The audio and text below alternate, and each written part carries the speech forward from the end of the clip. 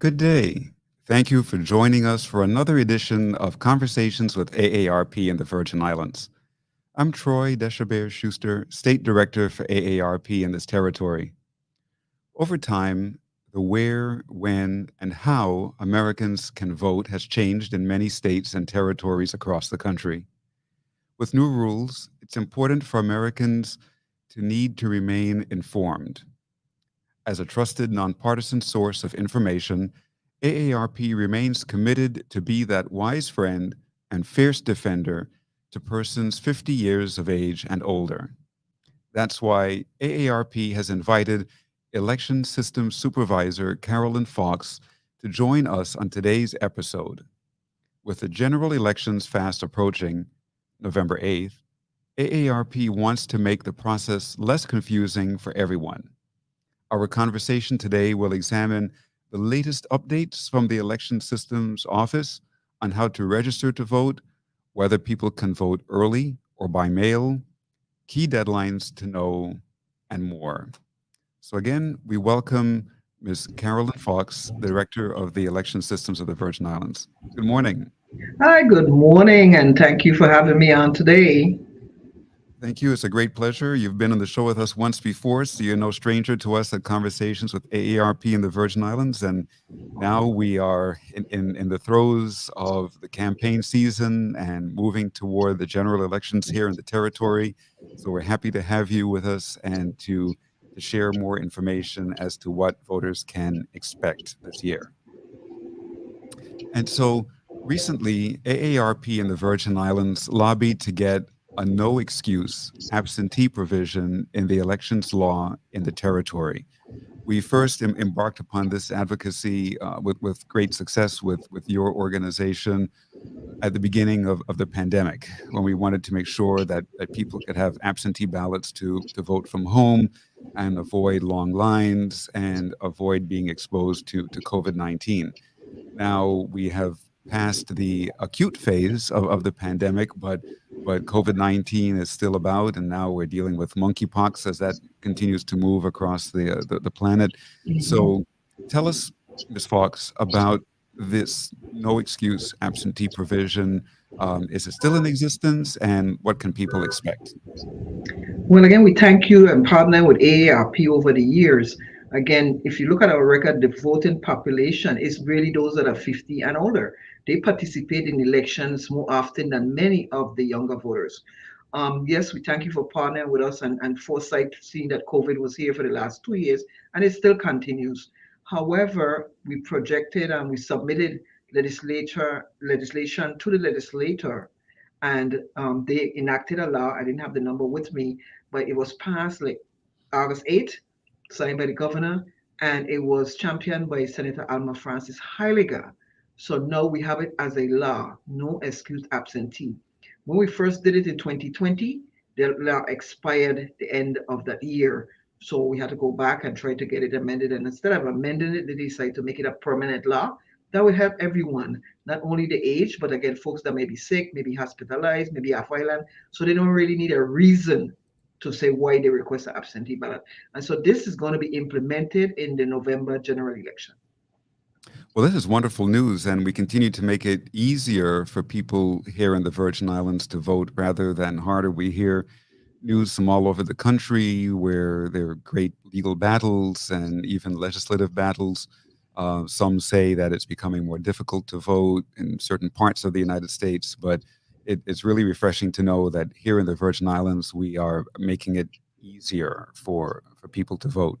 Now, when it comes to these absentee ballots, what protections are in place so that people don't get more than one absentee ballot? Or let's say somebody who may have recently passed away and their relative comes in and gets an absentee ballot and votes for them, even though they're not with us to vote. What kind of protections are in place to avoid all of this? Well, we put a lot of security measures in place, but the beginning you saw with the application, and it has an oath. So you have to swear that you're telling the truth as best your ability. You fill out the application, then we check in our system to make sure that it's a valid voter. We verify that before you even get the ballot. Once we send you the ballot, again, you're doing it in the privacy of your home. So we have no control over what happens in a home. Folks influence their parents or their siblings to vote in certain ways, but that's on them. But it should be a personal, private process. Then you seal and submit your application back to our office. We verify there again because there's an oath in the absentee ballot package that you must complete again and sign that you're telling the truth, etc. Then that list is provided to the board members and they review it. We also at the end put the absentee ballot listing on the website. So we started that a couple of years ago in 2016, and I try to go back and make sure we do it for every year. So we put who requested and who returned it. So if someone sees someone there that may be an issue, they could raise it to us and we could investigate. But we really don't have a lot of fraud with absentee ballot process or fraud overall in the Virgin Islands, and I could attest to that. So we're thankful for that. But it's a verified, it's a secure process, and we have been doing absentee from the 60s, from when it started. Absentee really was for the military overseas, and I'm sort of being a veteran myself. We appreciated the absentee process. So that's really why it started. And then folks started to relocate for medical or school. And so they improved the requirements so they could participate. So it's really was started because of the military. And like you stated, a lot of us sacrifice for these rights that we have. So we take it very, very seriously. So the board go through that process. And we have had folks that, if they're not legit, the board will write them a letter and say, thank you, but your vote could not be counted because you're not registered voter in our system. We encourage you to come and we give them the date 5 days after any election, the registration period open again. But like I've stated, fraud with absentee in the Virgin Islands has not happened. Great, great. Well, that's really refreshing to know because again, we hear all kinds of accusations and all kinds of stuff on the news from across the country. And it's really good to know that we have a really good secure process here in the territory, and that fraud has not been detected, so That's far. correct. And even where there was potential fraud, in the case of one or two people who may not be registered voters, at least it was caught before their vote was counted. That's correct. Great. AARP in the Virgin Islands has been tracking the changes in the Virgin Islands election laws over the years. And what's different this voting season? During these elections, is there anything new? What can voters expect that may be different this time around?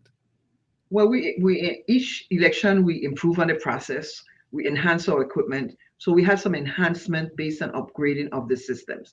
Again, for those that are disabled, we have the express vote that you can vote, and it's also electronic for most folks that like that. So we started with a small number of machines in 2020. Now we have a larger number of machines because of the CARES Act grant. So we bought additional machines because we're trying to make sure that we have enough for everyone, avoid long lines, etc. Like I basically said, the absentee law is a new one. And also right now we go with inactive active. So also the governor signed that into law. And that was one that we proposed from the election system. Because although you see 54,000 persons on our register, they may not all be active. And some folks that may have passed in the states, we may never know. And so this gives us a way to upgrade or maintain our database or roll of the number of voters. So we're right now going through that process. And we went back to start in 2014. We're going to go as far as 2020. So what we're doing, we're sending out letters with reminders. We're doing a campaign. We're going to start seeing ads and posters. Even on our website right now, you can see the banner, the poster that we prepared to share that with the public. So if you haven't voted since 2014, you need to come in and update your information, make sure you're still a voter. However, if you're not on the Virgin Islands and you come back the day before the election and you show up to the election place, we have the option of if you are inactive, so that you call, you let us know, the judge will call and let us know. Then there's a form that you complete right there on the spot and you're allowed to vote because we're going to still check to make sure that you are eligible voter. What that reduces is you don't have to bring in all those documentation to register again. So you just bring, we just send you from active to inactive because we have this system that does that. In the past, it used to be cancellation or what they would call purging. But now looking at it, purging or cancellation serve a good purpose because that gave you a true statistical number of voters that are registered. So we're trying to do that because in the past, the Virgin Islands always had 60% or better participation in the election. But if you look at the record historically, since we stopped canceling 2018, 2016, it really started, the roll is higher. And so, like I said, not all those voters are still active. And so we're trying to get that to show the percentage really for the general election in November. Great. I want to jump back to something you said earlier in your response just now about um, making voting easier for the disabled. So, what about for the visually impaired? Are there special machines, special ways for the visually impaired to vote? Yes, this express vote machine and before we had the automat, they both have the same capabilities. So we have to make, based on the federal law that came out in 2012, all machines that they provide have to be, the disabled have to be able to vote on them independently, and that's that in the privacy. So that's why. So it's brailled. It has headphones for the hearing impaired that they could slow down the name of the person, they could increase it. The screen have where you could block it out, you could make it larger, lighter, darker. So it's all equipped for the disabled. That's what the machines really are for, who they are really for, sorry. But then after that, the public themselves can utilize the machine. So if the disabled come, they have priority. What happened because the public like it because it's electronic. But again, you could print out your card, review it, verify that's who you want to vote for. You have up to 3 times to try. If you don't want what happened, you can change it for another activation card 3 times before you put it in the DS200 machine. That's the tabulator. This device, the Express Vote machine, is only a marking device. And like I said, yes, it has all the options there for the disabled. We've had some disabled that have utilized it. I know you all hear Rafi Cornero from St. Thomas, who's visually impaired, and he have used our system early voting. He goes and vote himself. And on St. Croix, we have Mr. Williams. They both and many others in the disabled community have tried our machines and are very satisfied and have voted on their own in the privacy doing early voting. Okay, that's really, really great to know. And what about the voters' cards? Again, another question about that. In all of with all of the systematic or systemic upgrades that you all have made, do we still need a voter's registration card? Is that important to keep up to date, or is that not necessary anymore? So our voter registration card it has no date. So once you register once and you get a card, that's good for life. Okay. Um, we changed to upgraded cards, and not everyone need to have those because again, it'd be a cost. So we have just before each election, we do a fair like where anybody could come and get free IDs. If not, you'll have to pay for one if you just want to upgrade it. $15 for the seniors and 25 for everybody else. So you vote once with the card. Once you vote once, you really don't need that card again because we in your system. Usually our poll workers are persons that know you in the community, but also you could use any of your other government cards when you come to vote. So government IDs. But voter ID we think is essential. If you look at it here nationwide, many of the states are going to voters ID card. And we had that again from the 60s. So we are ahead in some of the things that many of the states are going to now. So we still support it proponently that we do have voter ID, but use it for once because again, it gets a lot of information on your card. It tells you your polling place. It gives other information that we need or the public may need. So the card is essential. And we have a question from the viewing audience on Facebook, actually. And the question is, can I be active, or in other words, an active voter in the Virgin Islands and still be an active voter on the U.S. mainland? No, you cannot, and you should not. We all consider the U.S. territory, and so we're part of the U.S. You can vote in the United States twice, anywhere, whether in the states or the Virgin Islands. So what we do, if you come in to register on our form again, you're taking an oath, and you have to tell us where were you registered last because it has to be canceled. We then send a cancellation notice to that state, and they respond and they cancel you. Sometimes the individual can do it on their own. They could cancel and then come here and register to vote. So there's 2 ways to check. There's also a system in the states where all the 50 states are part of, but they never usually include the territories, where each of the states can talk to each other. So now with technology, they could tell where you move from and they cancel you automatically if they see you registered somewhere else. We don't have that. So with the territories, they're still sending us documents. They're doing it via email. Some still send it in the mail, and we get that on a daily basis for cancellation of voters. So it's the right thing to do because you're taking an oath, and so you should only vote in one U.S. place a year. That's great to know. And the electoral system plays an integral role in ensuring the integrity of elections, ultimately protecting democracy itself. Voters must be confident that their votes are being recorded in a safe and confidential manner.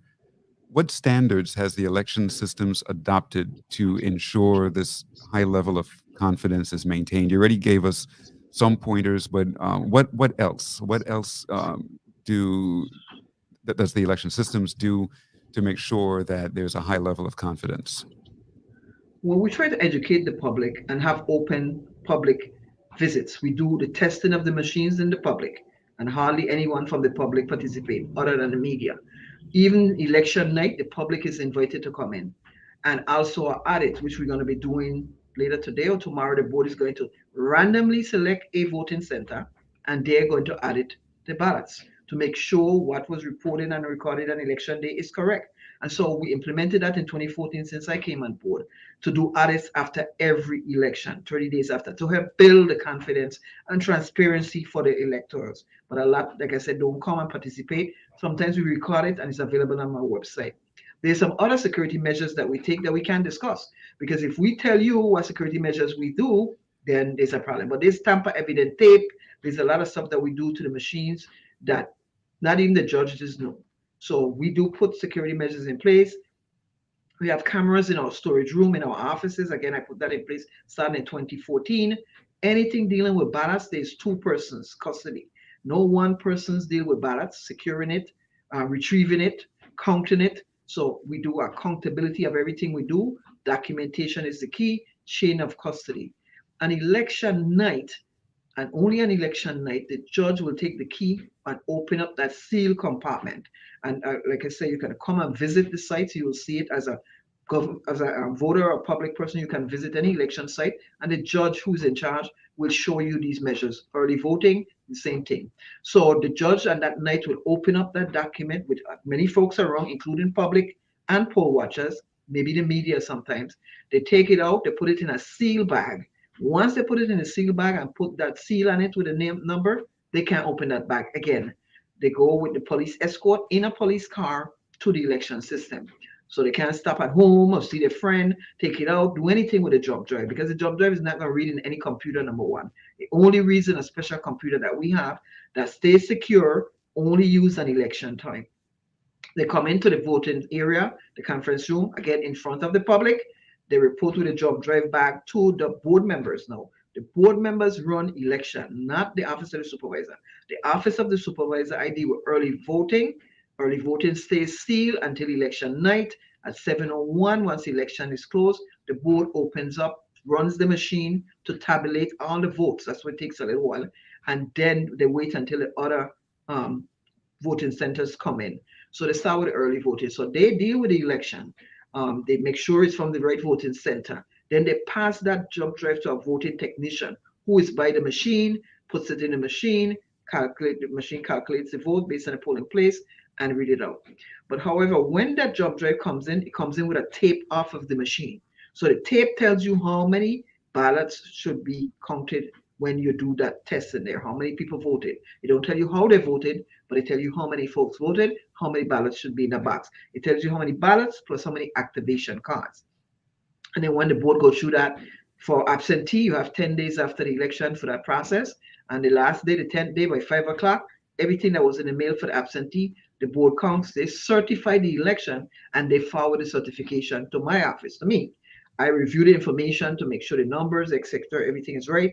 And then we go through a process of sending letters to the candidates, congratulating them. There's some that the board does. All the territorial position, the office of the supervisor does. So I would write the governor, the delegate, etc., the at-large persons. I would write their letters to them. So that's the process. And like I said, I've been in the military 32 years, and security, again, top not secret. I had a top secret clearance. So I know how serious security measures are. And like I said, we encourage the public to come in and see the process. Yes, we know folks get on the radio shows, a lot of conspiracy theories, but the actions and the facts are there. This machine has been used over 23 years. New York has it, Florida has it, many states, no issues. 100% reliability. And not to go too long, but in Anguilla, they got the machine a couple of years ago. And if you go on the video, you say that they use it for the election, and the person requested a recount that same night. They did the recount by the machine. The person said no, they want it by hand. They did the hand count the next day, and the results were the same three times. So we have confidence in these machines. They're 100% reliable. They're not on the internet, so they can't be targeted or scammed with or copied like prior machines. That's what I would say. Thank you.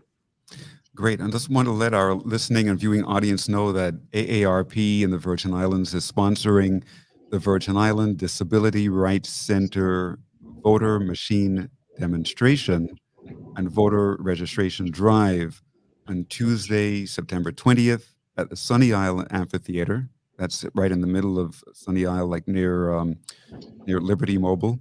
And Wednesday, September 21st at Tutu Park Mall from 8 a.m. to 2 p.m. on each island. So again, in St. Croix, September 20th at the Sunny Isle Amphitheater, and on the 21st of September at Tutu Park Mall on each island from 10 a.m. to 2 p.m. And that's the voter machine demonstration and also voter registration drive, AARP sponsoring the VI Disability Rights Center activity. So please do participate in that, to come out and learn how to use the machine, see how it operates, learn all of the safety feet. Well, learn Some you of the can learn the safety safety features. features that you can learn. Some of the safety Some of the features. safety features that you can learn, others remain top secret, as we were just informed, and that's really to protect the integrity of voting. And so, if you will, speak to us a little bit about that delay that happened with the Democratic primary. It was all in the news, and all kinds of suspicions started to arise. Why was there a little bit of a delay in getting the count for the primary election this year? So again, we have two districts, and so the information has to come from one district to the other. As I mentioned back then, also, and I joined the chairman did. So we enhanced the equipment that we have. We did an upgrade, and the first time we test the upgrade was in the primary. So we're thankful for that. And so we got pros and cons to test the scenery. So now the jump drives that we utilize from the machine, we had more on St. Thomas.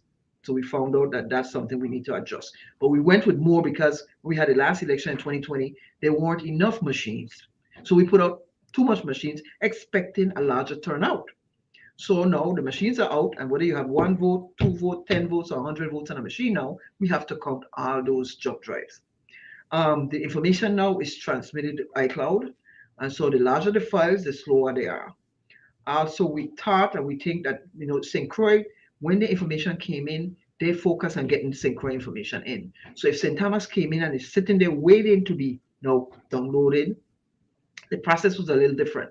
So in St. Thomas, they would have to download it on a jump drive, send it to St. Croix. St. Croix now have to download it on a jump drive and then put it into the machine. That was not the way it was in the prior model. So you get these upgrades, and sometimes instead of being speedier, they are better, but they are slower in some ways.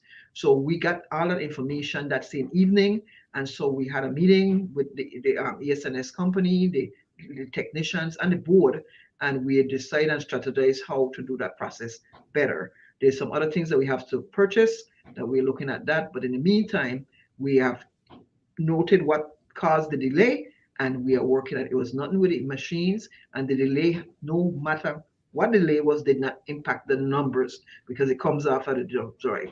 So we are looking forward to fixing that in this election cycle and going forward with those different progress. So we did apologize. The chairman sent out a press release, and we're doing our best. So we're making sure that it doesn't happen. So what they're trying to do now is, some things we did back in 2014 or 2016. So we take from St. Croix one and then take from St. Thomas. So at least you could download, simultaneously and not get all in and then let the next district come in. So we're going to work at that, and hopefully the results will be in a timely manner, because our goal that we set from 2014 has always been by 10 o'clock. And so I said that on public TV by 10 o'clock because, again, I'm not in with the board doing the count in the evening. I deal with a lot of the media in that evening, reaching out, giving numbers, giving reports. So that's the board process. And so we looked at it, and we find out some of the things that we can improve on. And so we're going to do that. So although we may send out 5 machines and you see your crowd, you only need 2, then you only focus on 2. And so Right. we won't have to deal with the other three that may be there because we always project. And for the general election, we project in a high turnout. It's a gubernatorial year. So we don't want to have less machines there and folks say I had to wait long or. So we will have them there, but then the judge will now be more prudent to know what they should do. Don't just send one voter to one machine and then we have to deal with for our five when we could only deal with two.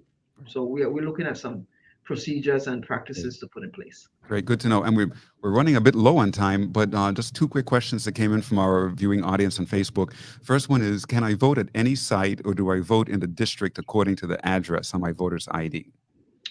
So on St. Thomas and St. Croix, you can vote to any voting center. St. John, right now, you only can vote on St. John at any voting center. So, like I said, we just got this upgraded system. And I could sit at my desk and I could get the information on what's happening live at all the polling places. So, we didn't want to change data margins, St. Croix and St. Thomas. So, we got a problem with people voting registration. So, we're going to do that for the next half year. And so, in 2014, we're hoping to anybody can vote anyway. So, in your district, you can't come to St. Croix and vote because the ballot in St. Croix is different. So you have to vote in your district, but St. Thomas and St. John could vote either way. Right now, they do provisional, or they will do, and if St. Croix persons live or work in St. Thomas, they will do absentee. That's still the same requirement because the ballots are different. So we can't commingle, then it cause more confusion. So each district have their separate ballot. Each person can do absentee if you're vice versa. But right now, voting center, St. Thomas, St. Croix, you could go anywhere. And St. John, you have to vote on St. John if you're a St. John, St. John resident voter. Okay, great. And we have like a minute and a half. One more quick question. When can one be able to register and register to vote online? And also, will register to vote online or even register online to vote and vote online? So I think it's like a double question there. Yes, a double question, and that's the future, and that's what I look at. But again, because of our Virgin Islands and the conspiracy theory and how our members think. But voting, I mean, registration, we're working with BMV. We started this project a couple months ago.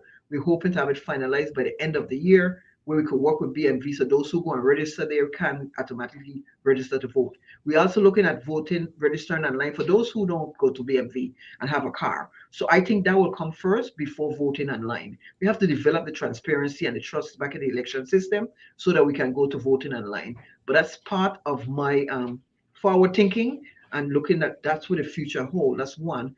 Either sending all ballots to persons at home.